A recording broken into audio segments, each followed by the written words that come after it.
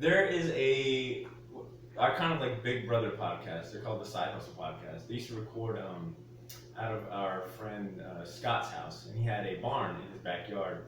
He was in a band, so they used to do practice there. So they had like audio equipment, sort of similar to this, and they record the Side Hustle there. And one day Scott had approached a mutual friend named Walt. He was like, "Hey Walt, man, I know you're into comic books and other stuff. If you ever want to record, feel free to use the equipment." So Walt approached me and another friend, Drew. He was like, "Hey, you guys want to just record our conversations?" Because we used to like stay after the comic shop, like just talking. The same thing we do now, music, comic books, etc. And he was like, "Hey, you guys want to like record this and put it out? We'll see what happens." We ended up doing that. We put it on the website. People started showing interest, and that's how the short box was born. But this particular iteration of the show, Drew and Walt ended up like moving out of Jax for like different jobs, etc. You know, like life is. Mm-hmm. So I just started recruiting other like-minded friends, and eventually we got to like kind of the perfect cast that we got right now. Cool. And how did you guys get into it? Well, as far as I'm concerned, bribery, extortion. I've known you for like, wow, how long? Like since 2008, 2008 or 9. Yeah. And actually, I remember the first time we were in Books A Million in Orange Park. A young, fresh-faced you came up to me and was like, "Hey, what's this thing about podcasts you were telling me about? Like, you listen to a podcast, don't you?" I said, "Yeah, I listen to Nerdist." Yeah, that's right. Yeah, and you were like, We had wanted to make our own podcast long time ago. That's right, but it was more like just talk. We just came up with like a bunch of ideas. So then when Walt... I'm sorry, sir. I believe she asked me how...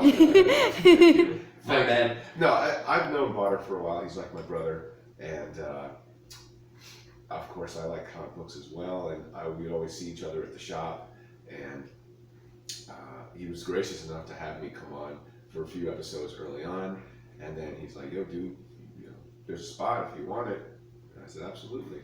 So it just started becoming more and more of a regular thing, and I'm truly honored to do something that I enjoy without getting too mushy, a guy that I really care about. So cool.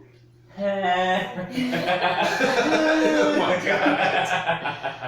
I have only been on the podcast for 4 months-ish, somewhere around that. So I had either met or knew all these guys just from the Jacksonville, kind of the art scene, and then working at the comic shop at the beach. And so I guess I had like a little trial period where I just kind of showed up, and then they kept inviting me back, and now I'm... That's not the story. We kept showing that it's not going to work out, and she just kept showing up. Forgetting to lock your door. Yeah. And now I'm here. So you just admitted breaking winter. So you started from the bottom. Now I'm here. Okay. Yeah.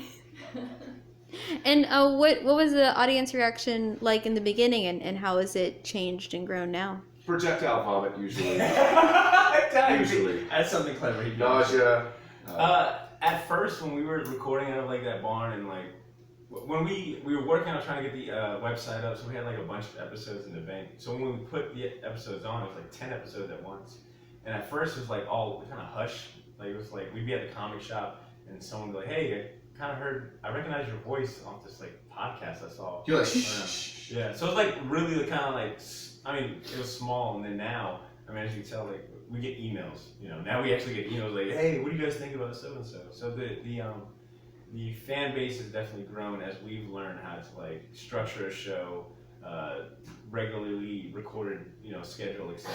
So yeah, I think each of us has grown too. Yeah, as far as like the culture is concerned, because there's tons of things to get into in Jacksonville as far as like the nerd community is concerned. And I use nerd not in a derogatory term, but as a badge of honor, because you can whatever you're into, like this is a big place. Like if you like cosplaying, if you like comics, movies, TV shows, anything really, there's a subculture for it, and all of us, I feel, have, since this podcast started, found either ways to dabble in or have gotten into these things genuinely. So we've grown as well, and I think it's easier for us to relate to the nerd community here in Jacksonville because we're one of them.